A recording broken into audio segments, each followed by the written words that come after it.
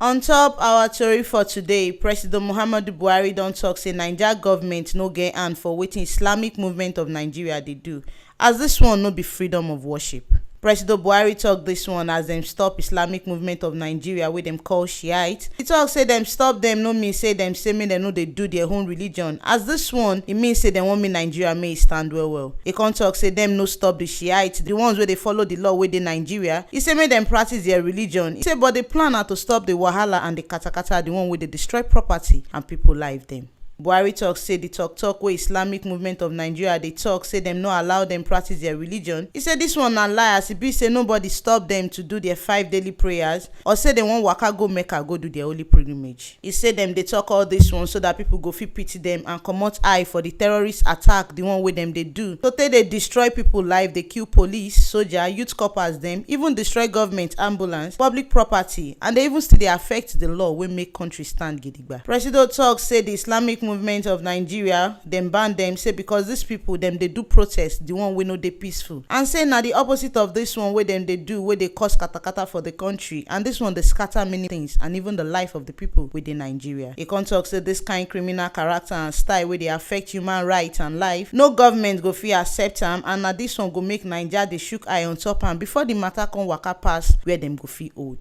Presido tok say e pain am well say all the work wey the government dey do and wetin all Nigerians dey talk say make dis Islamic movement people make dem stop their wahala, say dis one e no dey enter their ear at all, and na dis one na im make government go start work gidigba on top wetin dem dey do. President Buhari tok say the plan of all these Shiite people na say dem no wan hear wetin government dey tell dem, and their plan na to scatter the country. E con tok say before all dis their wahala come pass where government hand no go reach well na im go make government put ogbonge plan for ground to tell anybody wey dey try break law, as e be say to stop corruption and to stop crime for the country na im be the #1 agenda wey im own administration dey do, and dem no go allow anybody come stop all this plan. President Buhari con tell dem say you no go fit dey court make you come still dey threa ten or dey destroy people life for the country. Na here we see the better information reach on top our tori for today, as President Buhari don tell Naija people say Naija government e no get hand for wetin Shiite dey do, dat na the Islamic movement of Nigeria wey dem dey do for the country. Make una no forget say dis ogbonge informate na T Live Media na im bring am come gidigba put for una, and to continue to dey get dis ogbonge informate as e dey clear, make una no forget to like, subscribe